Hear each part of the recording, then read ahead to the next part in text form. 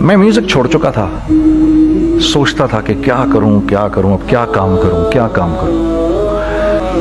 और एक स्टेज मेरे पे ये आ गई कि मैंने आखिरी 100 रुपए निकाल के अपनी बीवी को दिए, जो मेरे पास आखिरी 100 रुपए थे, और मैंने कहा कल मुझसे न मांगना कुछ, अब मेरे पास कुछ नहीं है, आई हैव नथिंग, बस ऊपर अल्लाह है, नीचे बस ये हालात है।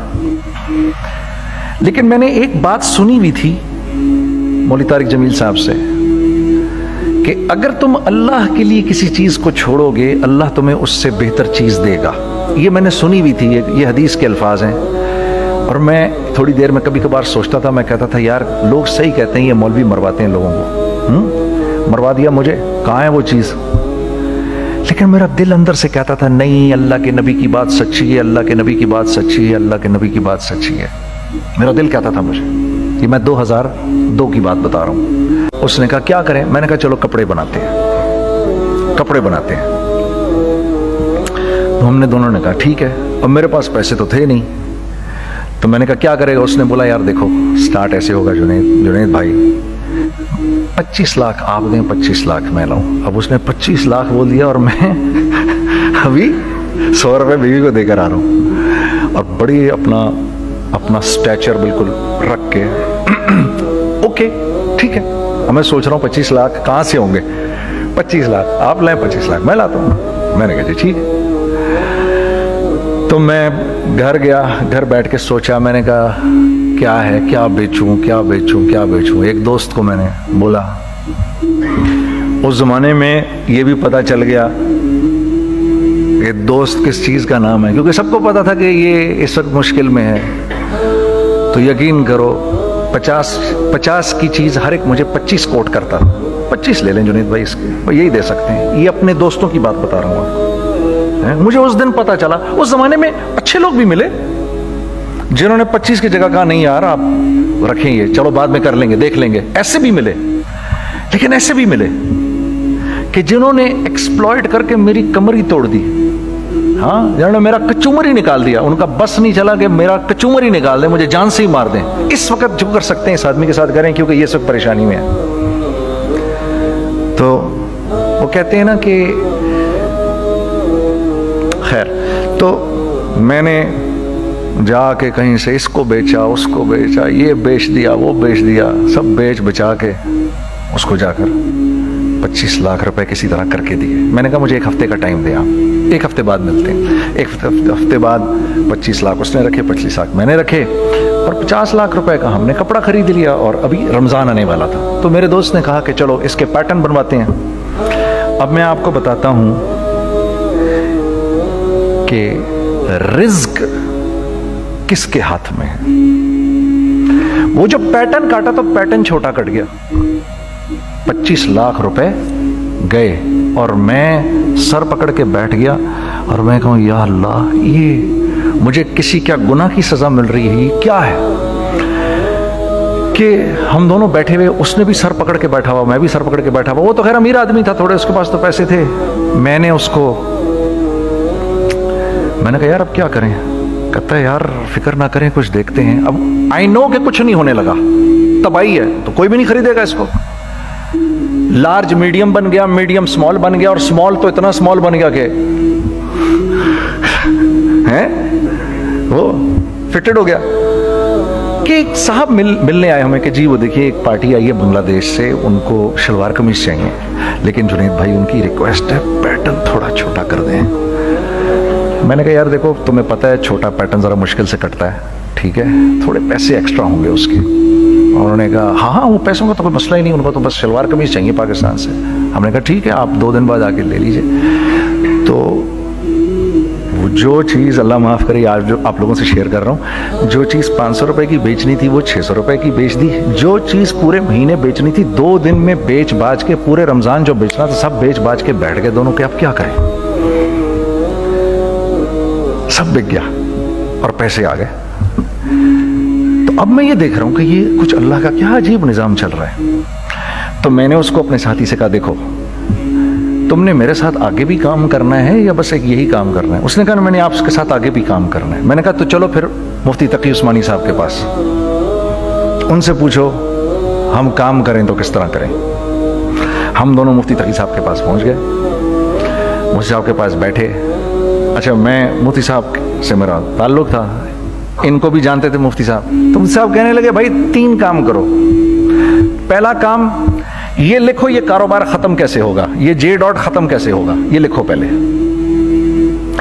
دوسرا کام, پہلا کام یہ سب سے آسان ہے, اب اس سے اور مشکل کام وہ یہ کہ عزم کرو اس بات کا ایک دوسرے کو دھوکہ نہیں دو گے تم دونوں. یہ اس سے مشکل کام کہا. اور اب تیسرا سب سے مشکل کام, یہ نیت کرو کہ اس کاروبار سے تم نے لوگوں کو نفع پہنچانا ہے, فائدہ پہنچانا ہے. اگر یہ 3 کام تم لوگوں نے کر لیے تو تم دونوں کا تیسرا پارٹنر اللہ ہو جائے گا.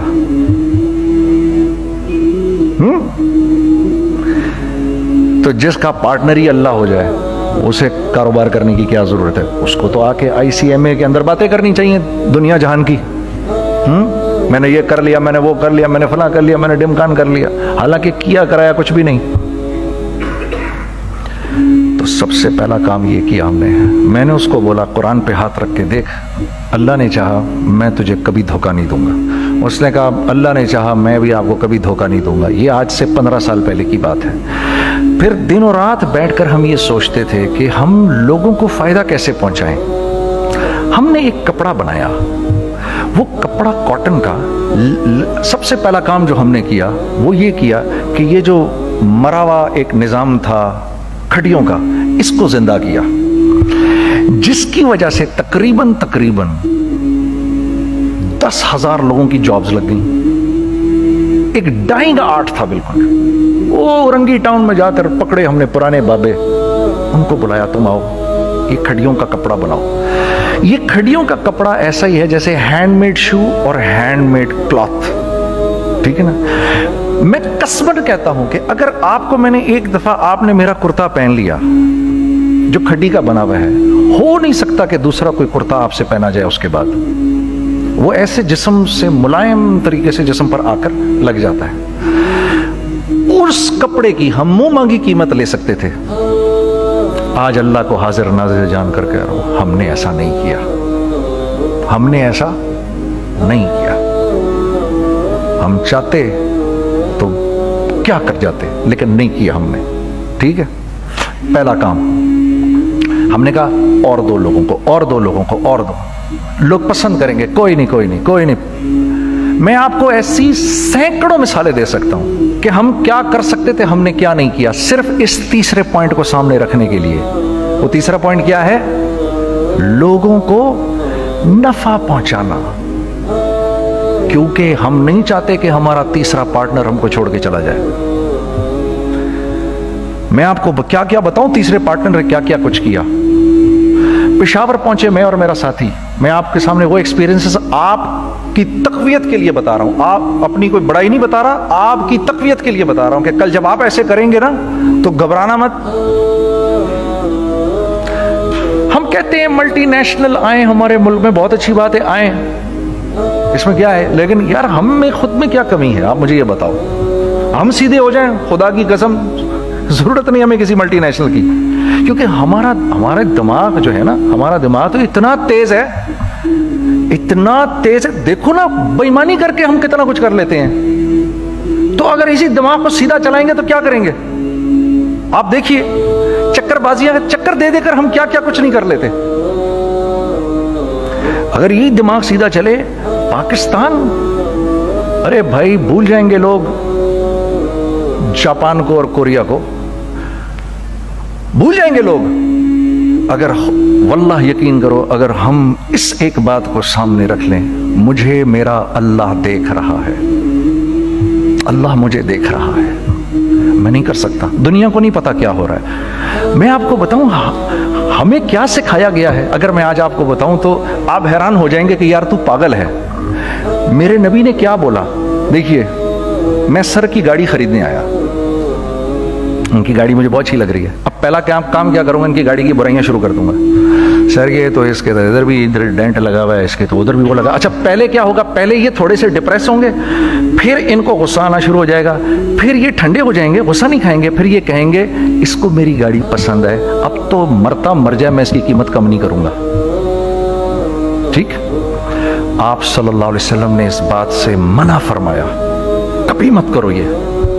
इसके बरक्स मैं सर के पास आया, sir very well maintained car, आप तो इसका मतलब गाड़ी का ख्याल रखते हैं। सर मुझे तो देखते ही अच्छी लग गई, लेकिन सर यकीन करें आप ये मांग रहे ना, मेरे पास इतने हैं नहीं, ये दे सकता हूँ, I would be very grateful अगर आप मुझे दे दें। तो ये जब मुझे अपनी गाड़ी देंगे, इतने बड़े दिल से देंगे, ठीक है, कम भी करेंगे, कहेंगे यार कम कर देता हूँ, चलो कोई नहीं, जाओ जुनैद अय्याशी करो, देखो मेरी गाड़ी का ख्याल रखना। कम में बेच रहे हैं लेकिन खुश कितने हैं, यार इसने मेरी गाड़ी की तारीफ की, इसने मेरी गाड़ी को रखा। आपको पता है हमें क्या सिखाया गया है खरीदते वक्त किसी चीज को, पता है आपको अल्लाह के नबी ने क्या बोला, जब किसी चीज को खरीदो तो कैसे खरीदो, मैं आपको बताता हूं। एक सहाबी ने के पास गुलाम घोड़ा लेकर आ गया, हजरत ये देखा आपने ये घोड़ा, ये 300 दिरहम का फाइनल हो गया है, ये आदमी 300 दिरहम में दे रहा है मुझे। तुमने उस घोड़े को देखा, फिर उस आदमी को देखा, बोला सुनो अगर मैं इसके 400 दिरहम कर दूं तुम्हें कोई इतराज तो नहीं? उन्होंने कहा नहीं नहीं हजरत। तो मतलब क्या मतलब? अच्छा ऐसे करो, अगर 500 कर दूं, 600 कर दूं, 700 कर दूं, 800 तक ले गए 300 दिरहम के घोड़े को, 800 में। तो गुलाम भी पागल हो गया और वो बायर भी समझा कि he is a crazy man, तो उसको 800 दिरहम दिए, यार ये रख ले, ये रख ले और ये घोड़ा मुझे दे दे। गुलाम ने कहा सर क्या किया ये आपने? कहा बात ये है कि मेरे नबी ने मुझे ये बात बताई कि अगर कोई चीज खरीदने लगो तो अगर उसकी कीमत कम हो तो तुम कम कीमत मत देना, उसकी हद्दुल इम्कान जितने तुम्हारे पैसे हो ना, जितने दे सको उसकी वो कीमत देना। ये मुझे मेरे नबी ने सिखाया। ये था 1000 दिरहम का, मैंने तो 200 दिरहम कम दिए। ये मिजाज हमें सिखाया गया, ये मिजाज हमें सिखाया गया, और इस मिजाज की बुनियाद पर क्या हुआ कि उमर बिन अब्दुल अजीज के दौर में ऐसे आदमी ज़कात लेकर खड़ा होता था, कहता था भाई कोई ले ले ज़कात, और एक आदमी ज़कात लेने वाला नहीं था। आपका फाइनेंस मिनिस्टर आपको क्या कहता है, हमारे रेवेन्यू में कितने बिलियन डॉलर हैं? कितने बिलियन डॉलर हैं जी? 16 बिलियन। कितने जी? 8 बिलियन, 20 बिलियन, वो बताता है आपको हमारे उसमें है। सैयदना उमर, सैयदना उस्मान, सैयदना अली के दौर में जबकि मुसलमानों की खुशहाली अपने उरूज पे थी, रोजाना बैतुल माल में झाड़ू फिरता था, पूरा झाड़ू मार के दे देते थे लोगों को, साफ कर देते। हाँ, यहां पर सक्सेस का मयार क्या है? 16 बिलियन है हमारे अकाउंट के अंदर। और आइए मैं आपको लेके चलता हूं एक ऐसे आदमी के घर पे जिसके 5 बच्चे हैं, 1500 रुपए महीना उसको मिलता है। उन 5 बच्चों में उसने अपनी जिंदगी गुजारनी है। ऐसा 1-2 नहीं है, मैं आपको लेके चलता हूं, चलें मेरे साथ। ऐसे 1-2 नहीं है, ऐसे हैं सैकड़ों भी नहीं, हजारों हैं ऐसे। फलां बैंक बता रहा है अरे यार हमारी सक्सेस देखो, 2.5 बिलियन है हमारे अकाउंट के अंदर। भाई 2.5 बिलियन तेरे अकाउंट में होना क्यों चाहिए? गिनती के तुम 6, 4, 50, 60, 200, 250 तो लोग हो तुम लोग। 250 बिलियन तुम्हारे अकाउंट के अंदर है, 250 मिलियन तुम्हारे अकाउंट के अंदर, 250 बिलियन तुम्हारे अकाउंट के अंदर है। क्यों भाई, क्यों है तुम्हारे अकाउंट के अंदर? ये निकल के माशरे में क्यों नहीं जा रहा? सूद ये करता है, कुछ गिने चुने लोगों के पास पैसा आ जाता है माशरे में, और माशरे का खून और हड्डियां सब बाहर निकल जाती हैं लोगों के जिस्मों से, और लोग फिर अल्लाह की तरफ से फिर हालात उतरते हैं, लोगों के दिलों में नफरत अल्लाह डाल देते हैं, लोगों के दिलों के अंदर खुदगर्जी आ जाती है। ये आसमान से फैसला होता है, ऊपर से फैसला होता है। अमन हटा लो इस माशरे से तो अमन हट जाता है। खौफ का लिबास पहना दो इनको तो खौफ का लिबास पहना दिया जाता है। हर आदमी खौफ में डर रहा होता है, बस ایک ڈر میں پتہ نہیں کیا ہو جائے گا, یہ ہو جائے گا, وہ ہو جائے گا. یہ اوپر سے فیصلہ ہوتا ہے. ہم اس فیکٹر کو بیچ میں سے نکال ہی دیتے ہیں, ڈسکس ہی نہیں کرتے. رزق کے بارے میں اللہ نے کیا کہا ہے؟ وَفِي السَّمَاءِ رِزْقُكُمْ وَمَا تُوعَدُونَ. میرے بندے کسی خوش فہمی میں نہ رہنا. جس رزق کا تجھ سے وعدہ کیا گیا ہے وہ تو آسمانوں سے اتر رہا ہے, وہ اس کا زمین سے تو اس کا تعلق ہی کوئی نہیں ہے. ٹھیک ہے, یہ بیک گراؤنڈ تھا میرے اور میرے دوست کا. جب ہم نے یہ کام شروع کیا, ہم نے اللہ کو ساتھ لیا. ایسے ایک بیگ میرے ہاتھ میں تھا, ایک بیگ اس کے ہاتھ میں تھا, اور پشاور کی گلیوں میں ہم پھر رہے تھے کہ کوئی ہمارے کپڑے کو رکھ لے. کوئی ہمارے کپڑے رکھنے کو تیار نہیں تھا. تو پشاور میں ایک سڑک ہے ارباب روڈ, اس کے اوپر ادھر بھی دکانیں ہیں, ادھر بھی دکانیں ہیں. تو ہم ارباب روڈ پہ اوپر نیچے دونوں پھر رہے تھے کہ کوئی ہمارے کپڑے رکھ لے. عید کے دنوں میں کوئی رکھ نہیں رہا تھا. ایک بیگ, دو بیگ ہم دونوں نے پکڑے ہوئے. ہم سڑک پہ پھر آخر ایسے تھک کے کھڑے ہو گئے کہ کیا کریں, اب کیا کریں, کہ میرے کندھے پہ کسی نے سے پیچھے سے ہاتھ رکھا. میں نے سے پیچھے مڑ کے دیکھا تو میں نے دیکھا ایک خان صاحب کھڑے ہیں. ہم سے تم ادھر کیا کر رہے ہیں؟ میں نے کہا جی لالا کچھ نہیں, میں تو ایسے دکانوں کو کپڑے شپڑے. سنو میرا باپ تیرے کو بڑا پسند کرتا ہے, ذرا میرے ساتھ آ. میں نے کہا جی اچھا جی. میں چلا گیا اس کے ساتھ. تو وہاں گیا تو وہ خان صاحب تھے بڑی عمر کے, وہ بیٹھے ہوئے تھے, ان کے ساتھ 4 بچے بیٹھے ہوئے تھے ان کے. تو مجھے دیکھ کر کہتے ہیں تو نے گانا چھوڑ دیا؟ میں نے کہا جی میں نے چھوڑ دیا. پکی بات ہے؟ میں نے کہا جی پکی بات یہ ہے, اب تو کپڑے لے کے بیچ رہا ہوں آپ کے سامنے. یہ دکان دیکھ, یہ چاہیے تیرے کو؟ ایک ڈبل سٹوریڈ بڑا سا ایک پلازا ٹائپ ایک بڑی دکان. میری اوقات تو 25,000 روپے مہینہ دینے کی بھی نہیں تھی. کھڑی, اور وہ مجھے بزرگ کہہ رہے ہیں یہ پسند ہے تیرے کو؟ اچھا, اور ان the heart of Arbab road, in the heart of صدر پشاور. یعنی جو سڑک سے وہاں سے انٹر کرے گا سب سے پہلے اس کو یہ دکان نظر آئے گی. میں نے کہا بزرگوار میں پسند تو بہت ہے لیکن میری تو اوقات ہی نہیں اس کو خریدنے کی. نہیں اپنے منہ سے بول کیا دے گا اس کے. میں نے کہا حضرت آپ نے پہلے کتنے میں دی ہوئی تھی؟ پہلے میں نے 2.5 لاکھ روپیہ مہینہ میں دی ہوئی تھی. میں نے کہا لو جی مک گئی گال پھرتے ہے جی. 2.5 لاکھ میں دی ہوئی تو میں کم کرتے کرتے بھی 1 لاکھ بولوں, میں 1 لاکھ بھی نہیں دے سکتا. ارے کچھ تو بول اپنے منہ سے, کچھ تو بول اپنے منہ سے. بیٹھا میں اچھا 65,000 دے سکتا ہے؟ میری سانس میں کوئی سانس آئی. میں نے کہا جی 50,000 دے دوں گا. ڈن. وہ ملٹی سٹوریڈ دکان اس نے مجھے اور میرے پارٹنر کو دے دی, جبکہ ہم دونوں ایسے بیوقوفوں کی طرح اس کو دیکھ رہے, اور یہ بیگ پکڑے ہوئے ہم نے کہ یار یہ دکان ہم دونوں کی. اور دڑا دڑ ہم نے اس میں سامان بھرا. میں کیا بتاؤں, وہ آج بھی ارباب روڈ کی پشاور کی سب سے خوبصورت دکان ہے. اگر آپ کبھی جائیں وہاں پر تو آپ دیکھیں گے وہ جو جنید جمشید کی وہ والی شاپ ہے. میں آپ کو اللہ کا نظام بتا رہا ہوں ہمارے ساتھ چلا کیسا. وہ ہوا 5 سال کی اس کے ساتھ ڈیل کی. جب 5 سال پورے ہو گئے تو میں تھوڑا سا سیٹل ہو گیا. اس بابے کا مجھے فون آیا کہ تیرے کو یاد ہے تجھے میں نے یہ دکان کس طرح دی تھی؟ میں نے کہا ہاں جی مجھے بڑی سی طرح یاد ہے بزرگوار. اس وقت تو نے پیسے بولے تھے, اب میں بولوں گا. میں نے کہا جی کتنے؟ اب میں لوں گا 3 لاکھ روپے مہینہ. میں نے کہا جی ڈن, اب آپ 3 لاکھ لے لیں. آپ نے میرا ہاتھ تب پکڑا جب میرا کوئی ہاتھ پکڑنے والا نہیں تھا. آج میں آپ کے لیے کروں گا. ٹھیک ہے سر. ہم نے اپنے بزنس میں کیا کیا؟ کانسٹنٹ ری انویسٹنگ. ہم لوگوں نے اس میں سے پیسہ نہیں نکالا, اپنے اکاؤنٹس میں نہیں ڈالا, ہم نے اس کو ری انویسٹ کر دیا. ایک چیز چلنا شروع ہوئی, جینٹس چلنا شروع ہوئے تو لیڈیز کے اندر انویسٹ کرنا شروع کر دیا کہ اب لیڈیز کے لیے کریں.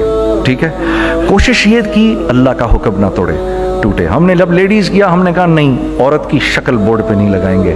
عورت کی شکل اتنی بے قیمت نہیں ہے, اتنی کم قیمت کی نہیں ہے کہ ہم عورت کی شکل لگا کر تو بیچیں.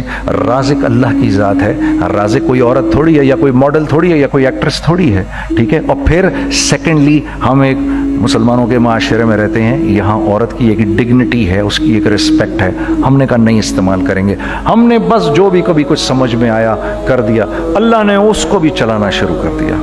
جب وہ بھی چلنا شروع کر گیا تو پھر ہم نے کہا are next step should be, وہ اسٹیپ جو آج سے 8-9 साल पहले सोचा था हमने, वो क्या है, Pakistani product now should go to different parts of the world. अब लेके जाओ इसको और वहां के लोगों को दिखाओ कारोबार कैसे किया जाता है। मैं आपको थोड़ी सी बातें बताता हूं जरा सी। वो लोग, उनका काम क्यों चल रहा होता है, हमारा नुकसान क्यों हो रहा होता है। मैंने एक स्वेटर पहना 50 पाउंड का, मार्क्स एंड स्पेंसर से, ठीक। 6 महीने पहन के मैंने कहा यार तो सर्दियां आ गई और पाकिस्तान में कौन पहनेगा, इसको वापस कर देता हूं। 6 महीने पहन के वापस कर देता हूं।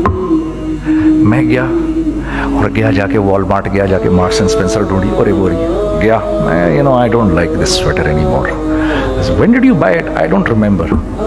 Sir do you have a receipt, no I don't have a receipt. Okay no problem. Sir tell me what do you want a refund or do you want an exchange. I'd rather have a refund। ठीक है, 50 pound लिए उससे, जेब में डाले और अब बाहर निकल रहा हूं, ये कहते हुए, क्या कहते हुए, यार कैसा फुद्दू लगाया इसको। हाँ ठीक है जी, ठीक है, ये देखो मैंने क्या किया। अच्छा अब इधर आ जाओ, कराची आ जाओ। कराची आ जाओ तो अब मैं अपनी दुकान पे बैठा हूं तारिक रोड पर। इकबाल साहब आ गए खरीद फरोख्त करने के लिए मेरे पास। अब मैंने इनको देखा था इधर ICMA के प्रोग्राम के अंदर, मैं तो देखते ही पहचान गया इनको। ठीक है जी, आइए आइए आइए इकबाल साहब, मैंने कहा एक मोटी असामी आ रही है, आइए आइए आइए, तशरीफ लाइए तशरीफ लाइए तशरीफ लाइए। आइए सर कैसी तबीयत, ठीक ठाक, आओ भाई लड़कों आओ, मैं भी साथ चलता हूँ। मैं यार को 25-30 हज़ार तो खुले कराऊँ इसके, ये भी लीजिए ये भी लीजिए ये भी लीजिए, अरे ये भाभी के लिए देखिए ये देखिए ये देखिए, कर करा के 8-10 बैग बना दिए इनके, 25, 30, 35, 40 जो भी इनका करवा दिया। ये खुशी खुशी लेके चले गए। अगले दिन मैं उसी टिल पे बैठा हूं। अगर इनको मैं देखता हूं एंटर करते हुए और इनके हाथ में बैग देखता हूं, आपका क्या ख्याल है ये उन बैग्स के साथ क्यों आए हैं, बताएं जरा। देखिए आप तो इस काम को करते नहीं, फिर भी आप कह रहे हैं वापस करने आए हैं। मैं तो इस काम को करता हूं, मुझे नहीं पता होगा कि ये वापस करने आए हैं। अब मुझे पता है यार ये वापस करने आए हैं, तो मैं फिर मुंह भी इधर कर लिया मैंने। इकबाल साहब आए, जी कौन, मैं इकबाल। जी इकबाल तो बहुत सारे हैं, आप कौन से वाले हैं जी, अच्छा हाँ हाँ ठीक है जी, काम क्या है आपको। मेरी हत्तुल इम्कान कोशिश होगी इनको इनके पैसे वापस ना करूं, ठीक है जी। अब आप मेरी दुकान, और ये जाएंगे एक टूटे हुए दिल के साथ, ठीक है, पूरी कोशिश होगी इनके पैसे वापस ना करूं। अब आप मेरी दुकान का साइज देख लीजिए और आप वॉलमार्ट का साइज देख लीजिए, जहां वापस होता है। मेरे नबी का इरशाद है, तुमने कोई माल किसी को बेचा और बेच के वापस ले लिया तो जन्नत के वस्त में तुम्हारे लिए एक महल की मैं जमानत देता हूं।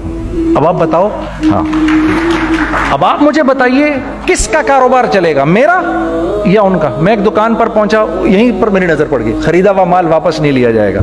खैर मेरा तो इरादा नहीं था उसको वापस करने का, तो मैं उससे चीज़ें ले रहा था। मुझे कहा जुनैद भाई आप तबलीग में जाते हैं, ज़रा दुआ करिए मेरे लिए, मेरा कारोबार चले। मैंने कहा चल, अगर मैं कसम खा लूँ अल्लाह की तेरा कारोबार चलेगा, फिर है वो कैसे। मैंने कहा ये बिल्ला उतार दे ऊपर से। कहता जी ये तो नहीं उतर सकता। मैंने कहा फिर वो भी नहीं हो सकता। हम क्या अल्लाह से मांगते हैं, या अल्लाह पहले सब मामले ठीक कर दे फिर हम सीधे होंगे, और अल्लाह के यहाँ क्या है, पहले तुम खुद ठीक हो जाओ, हम तुम्हारे सारे मामले ठीक कर देंगे। मैं बात खत्म करता हूँ। वमन यत्तकिल्लाह यजअल लहू मखरजा व यरज़ुक़हु मिन हैसु ला यहतसिब। अरे मेरे बंदे, सबको छोड़, मुझसे डर के जिंदगी गुजार, मैं तेरी हर मुश्किल दूर कर दूंगा और रिज़्क़ तुझको